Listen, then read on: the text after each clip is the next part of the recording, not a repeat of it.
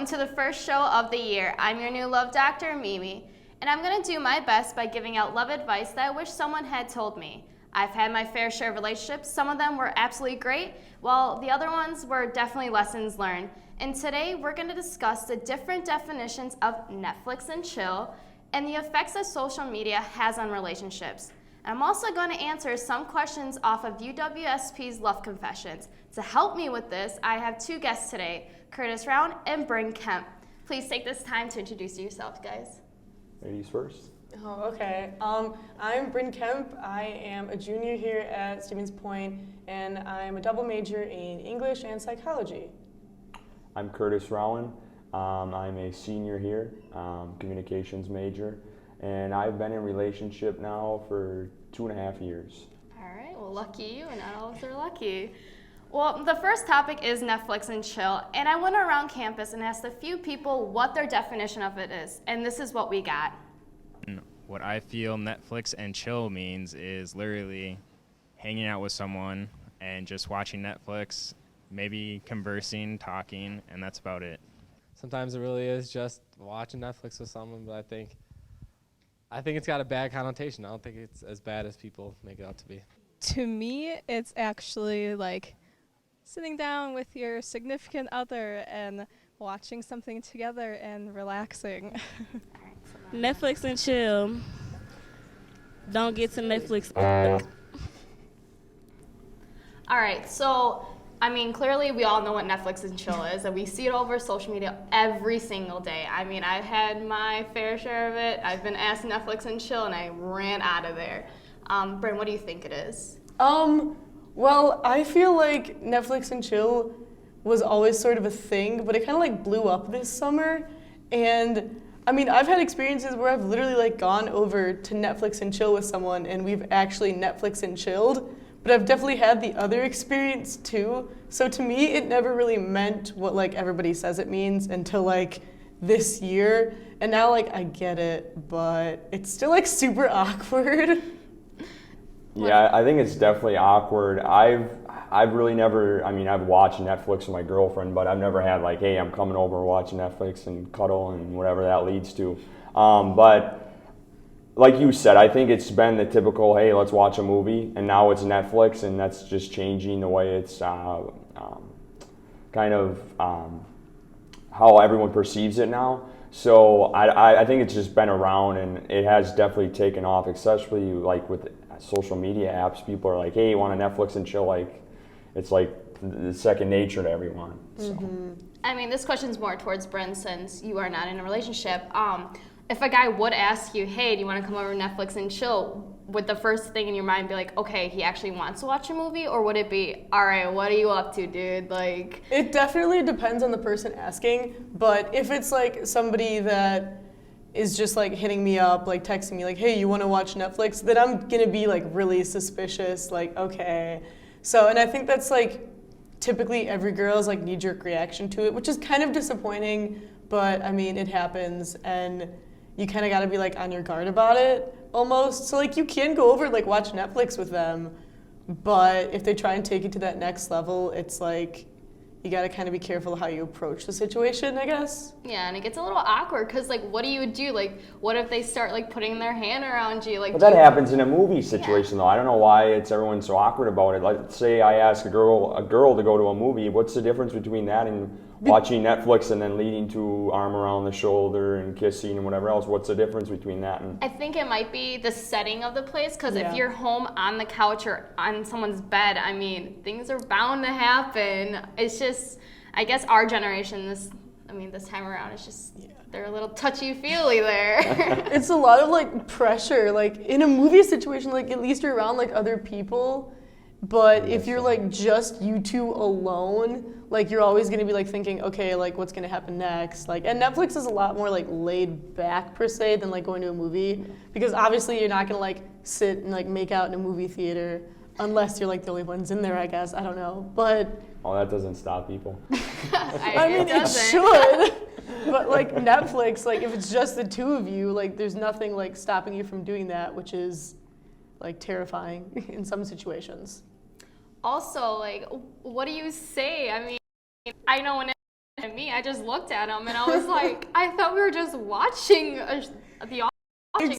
And then, nope, that went downhill. So I got up and ran out of there pretty much. Poor guy, what did he do wrong? I mean, well, it's a long story.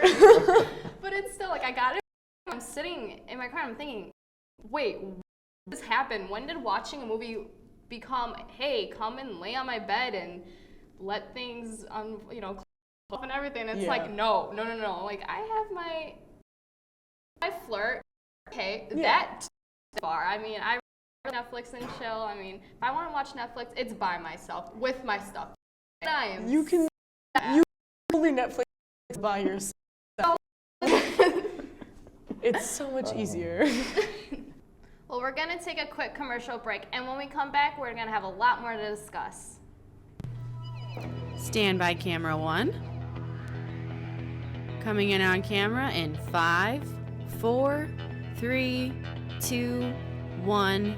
Take camera 1. SPTV News serves Stevens Point, the largest city in Portage County and home to 26,000 people. SPTV News covers campus, local, and national news, as well as local sports and entertainment. Melissa Mitrovic will present you the latest in Point news. Tune in to Charter Channel 983 or visit our YouTube channel. SPTV News, pointing to you.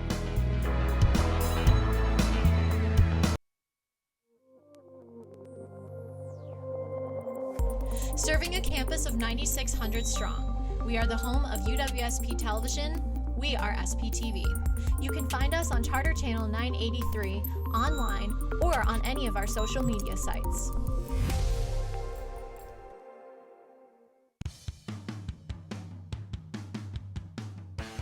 are you interested in pursuing a career in animals or just looking for a way to help preserve wildlife? Then the Wildlife Society might be just for you. As one of the largest organizations at UWSP, you will have your chance to help in projects that study and preserve animals, network with professionals, and meet like-minded people.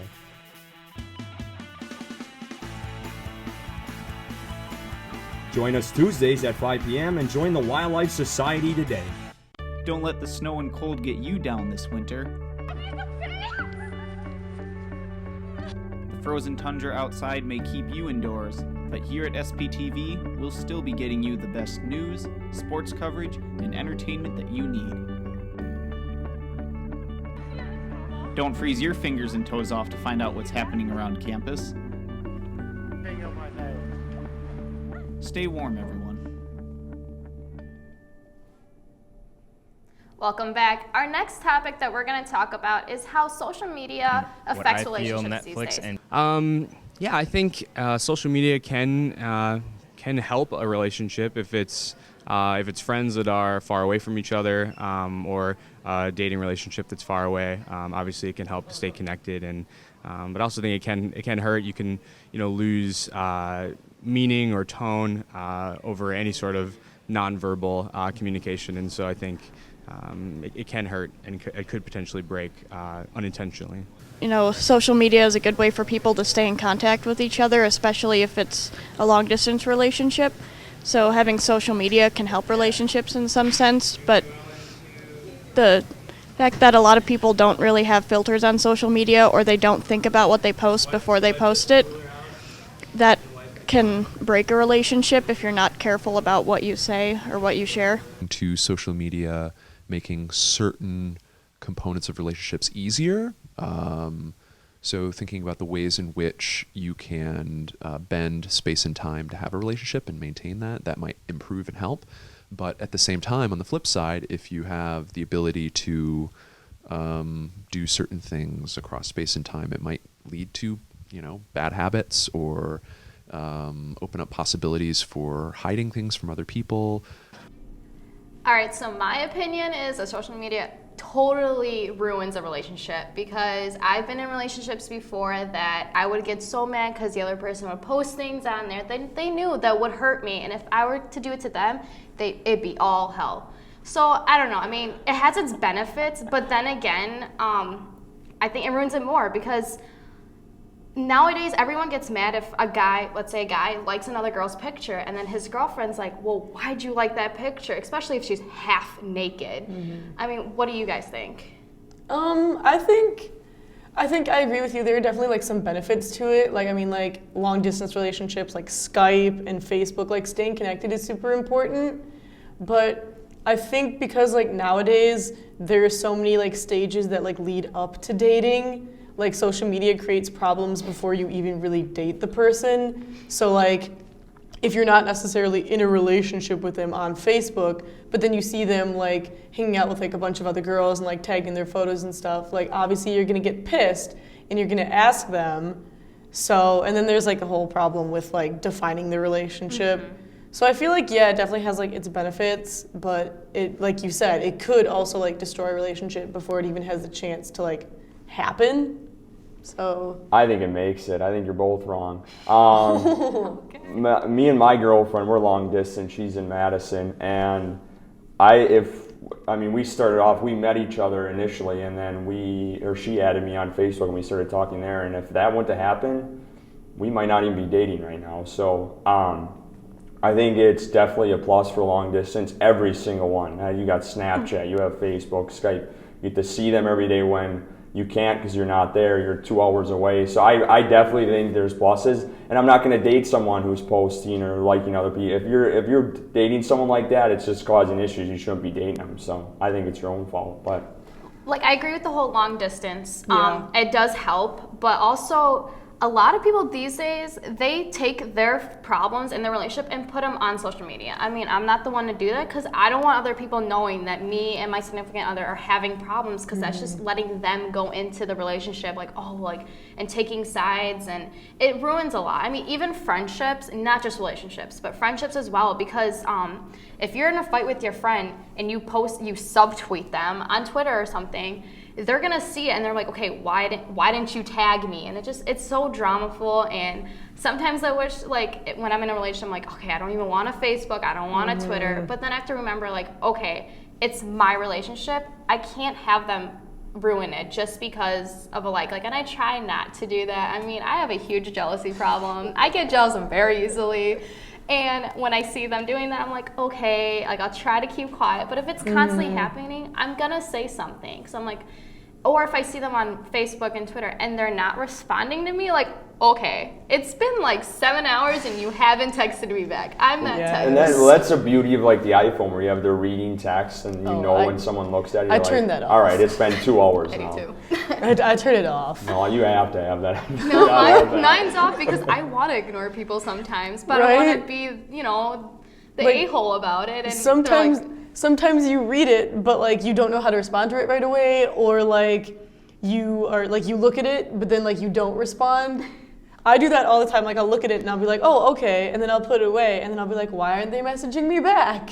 And then I'll look and I'll realize that I'm the one. I forgot kind of thing. Yeah, I've definitely done that. Going before. off of like the Facebook posting relationships, we had a kid back in high school this summer. He was dating this girl all high school, basically high school sweethearts, and they got married right out of high school, so really young, and they had a kid together. And this past summer on Facebook, she posts and she apologizes. Like she apologized on Facebook to everyone, saying that she misinterpreted this kid and she thought he cheated and he didn't. And she posts this, like aired it out to everyone. I'm like, what are you doing here? I mean, you were married, you had a kid, and now they're broken up, and I'm soon going to be divorced, I think. But it's like, why air it out? Well, that's just essentially like inviting like everyone into a relationship. Like I feel like it's okay, like if you want to put like in a relationship on Facebook, like that's cute, whatever. Or if you like a profile picture to be with them. But if you start like you said, like if you start like putting everything out there,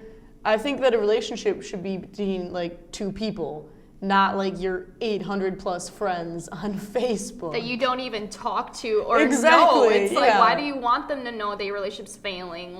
And that's like a huge like communication thing too. Like some people use like social media to like send a message to someone instead of like actually like texting them or calling them and being like, hey, I have this problem. They just use like Facebook like as a diary to vent, and then like the person sees it and they get mad. And then it's like a whole problem that could have been avoided if you would have just communicated with them in the first place. Like I've subtweeted Yeah. I did it a couple times. I'm not gonna lie. The truth comes out. I'm not innocent on that. Like, I've subtweeted, and like literally 10 minutes later, I'm looking at my Twitter feed. I'm like, why? Like, and I deleted it automatically. But then I'll get the text like, why'd you say that? Or like, I'm sorry, I didn't know it bothered. And it's like, okay, at least you've seen it. But like, but yeah, like, I try not to do that. And also another thing with like social media is, if you're cheating, let's just go there. You're cheating, you're gonna get caught. Yeah. Sooner or later, it's gonna be on social media. I mean, I know this one kid. He was with his girlfriend. They've been dating for like over a year. Found out that she's like looking on Facebook, and on one of like college's like confessions page, his picture kissing another girl. Oh. And she found out. Good. He's like, no, that didn't happen. She's like, I see that that's you, and it was just crazy. Yeah. Well, we're going to take another break, and when we come back, we're going to help our other fellow UWSP students with their love confessions. Hey you! Are you creative? Do you like television? Would you like to make a show that appears on air? Then SPTV is the place for you. At SPTV, you can appear on air, learn how to shoot and edit video, write and produce your own show, and most importantly, gain skills and experiences that will last a lifetime. Want to join us at SPTV? Come check us out in the Communication Arts Center, rooms 121 and 130. We'd love to meet you. SPTV. Let's make media together. My name is Jackie Lang. I graduated from UW Stevens Point in 2013. I started off coming to general members meetings, showing up for the shows. From the first show that I was a part of, I just absolutely loved it. Now that I've graduated, I currently work at WFRV TV, which is Channel 5, the CBS affiliate in Green Bay. I also freelance for Lashbro Visual Communications. All of my experience, all of my knowledge came from SPTV. And I will forever be grateful to this organization for that.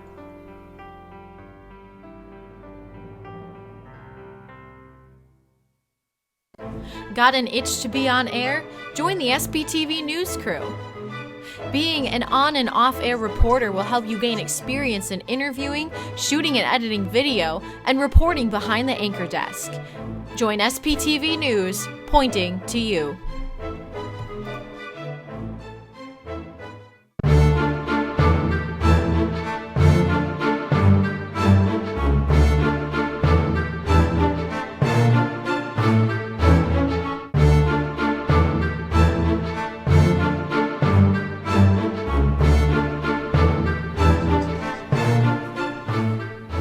Welcome back, lovers.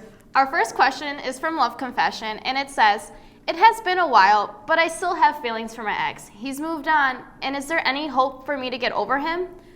All right, you guys want to give advice?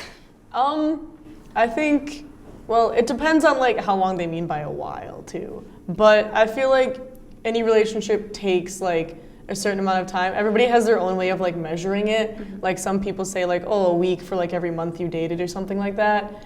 But I think it totally depends on the relationship you had with them. And literally the best advice I have is like time heals everything. Like everybody says that, but it really does. And like if you focus like hanging out with like your friends and your family and like your schoolwork, like that sounds like a really cookie cutter answer, but it honestly like really helps if you just like find things to do and you don't have to sit there and like think about it like over and over again. Yeah, I'm going to give it a vanilla answer too. I've never been in a situation like that, so I don't know how I would react, but I would definitely say time, but I'm totally against the next week you're already hooking up with someone else to kind of get over it, because I think that just causes more issues and regrets and everything else. So I would definitely say time, but I got a question for you two. How fast then do you get into a different relationship then from there? Well, last year I was in a 3.5-year relationship, and it took me like the whole month of December to actually get over the fact that we were not together. Mm-hmm. And then I started talking to new people after that, like nothing serious. We just started it was a couple people actually, and then Christmas break came and I met someone new and we talked for a really long time and then we started dating and it helped. Like, I wanted to make sure that in order for me to be in a different relationship again, I needed to be over my first one. So that's what happened. And again, that happened when my last relationship ended. It took a little bit of a time, but you get over it because what I do when I'm out of a relationship, I do stuff that I want to do. It makes me happy. I mean, I went fishing, I went four-wheeling, I got a new job and I worked my butt off all summer just to not be so depressed about it. Not that depressed, it's a wrong word, it wasn't that dramatic, but it was sad a little bit. But you know what, hang out with my best friends, do things I want to do, and I think that's the best way to get over a relationship. And once you're ready, you find someone new. Yeah, I think like once you find like a person that you definitely like click with, then it kind of like you realize like, hey, like I'm over this person, or like it gets to the point where one day you like wake up and you like go about your day and everything, and then you realize like you haven't thought about them at all, or like if you see them and like you don't really feel anything anymore, it just kind of is like that moment where you're like, huh, like I guess I'm over them. And it, like I said, it's like, I don't know, it takes a different amount of time for like each person that you've been with, just because like one relationship could be really, really important to you, whereas one was just like a fling. So it's like completely arbitrary, I feel like. I also believe that in order to get over someone, you need that closure. You can't just end, especially if it ends on bad terms, that's going to ruin it, because you're always going to have that what if I said sorry, would we still be together? Yes. Or so having that closure and talking about what went wrong and possibly being friends with them might help you get over it a little bit faster. Oh, definitely. Like, I don't know if you guys have ever heard of this, but like when people like ghost out of relationships, when they just like totally like stop answering the phone, like stop hanging out. Like I've definitely done that before, and I felt like a complete a-hole about it. So I've like come back and like tried to explain myself, and then we've ended up like sitting down and talking and being like, this is how I feel and this is how I feel. And then like if you decide to be friends, like that's great. And if you decide like you're better off just not seeing each other, that's fine too. Like I think you need to sit down and have that conversation with the person to have that closure. Definitely. Because that's a huge step. And I don't know how long ago like this person broke up with their ex, but maybe they do need to like have like that conversation with them. I'm gonna take a break actually, and when we come back, we're gonna give out more advice. Stay tuned, everyone. My name is Julia Flaherty. I'm the current promotions director at SBTV. My job allows for me to have a lot of personal creative direction because that is the team environment that we instill here at SBTV. This past summer, I had the opportunity to write for hercampus.com as well as thedailyquirk.com. Personally, I feel that being involved with SBTV has really helped boost my confidence and my ability to network with other students. If student media is something that interests you, and even if you're not really sure what student media means, you should stop by our studios. We are looking forward to having you involved this year, and we cannot wait to make media with you.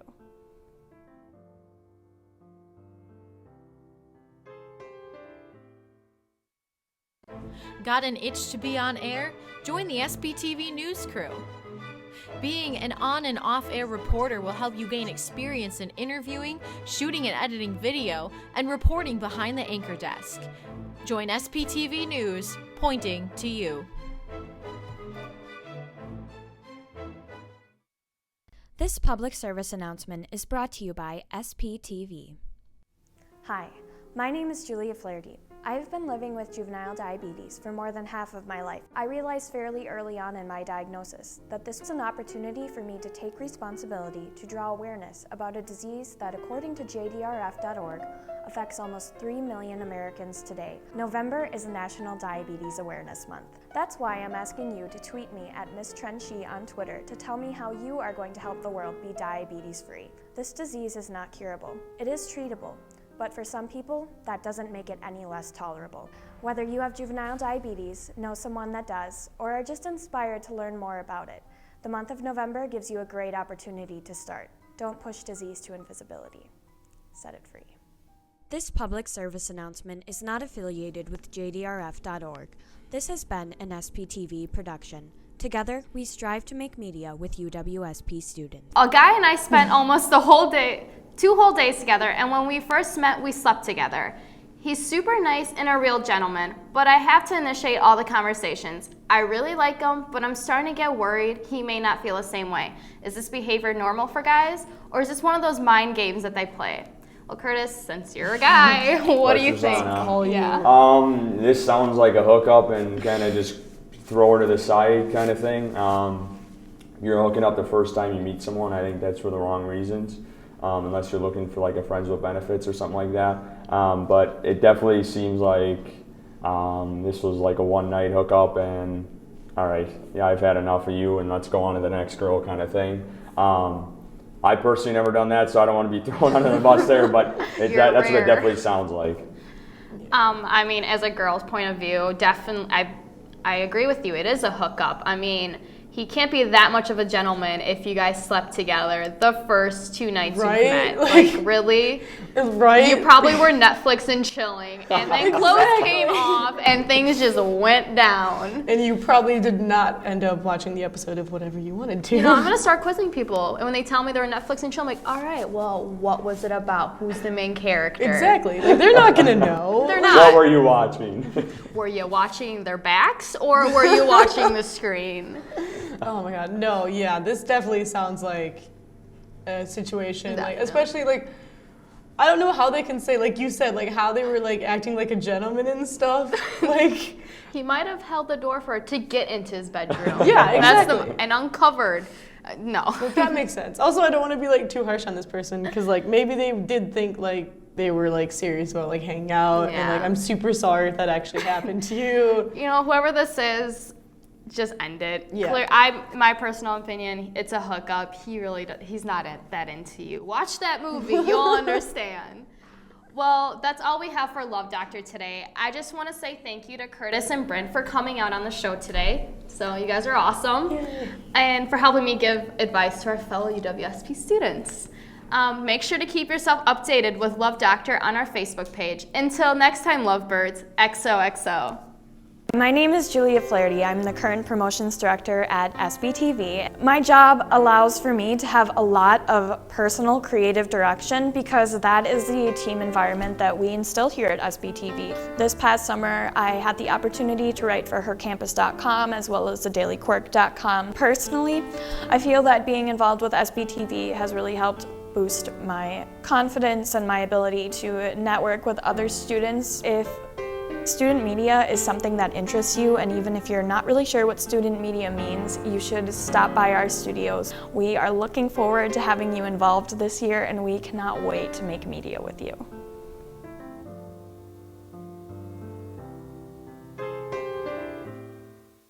Hi, I'm Laura Braun, the General Manager at SPTV. I'm a Stevens Point native and want to make sure that we're providing you with the best local coverage of all the news, sports, and entertainment as we possibly can. If you have any questions or comments about our organization, feel free to email us or stop by our offices. We're located in the Communication Arts Center at the University of Wisconsin Stevens Point and can't wait to meet you, because today we can make media together.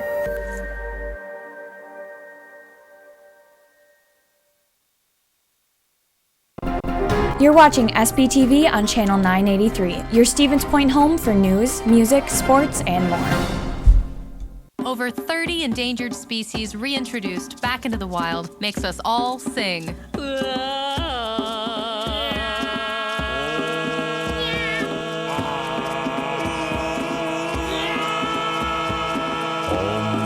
Join the voices of the San Diego Zoo Global Wildlife Conservancy, bringing species back from the brink of extinction so the world works in harmony. Join us now. Stand by camera 1. Coming in on camera in 5, 4, 3, 2, 1. Take camera 1. SPTV News serves Stevens Point, the largest city in Portage County and home to 26,000 people. SPTV News covers campus, local, and national news, as well as local sports and entertainment. Melissa Mitrovic will present you the latest in Point news. Tune in to Charter Channel 983 or visit our YouTube channel. SPTV News, pointing to you. I'm Curtis Brown. This is Adam Yurkovsky and Justin Pomplin. If you enjoy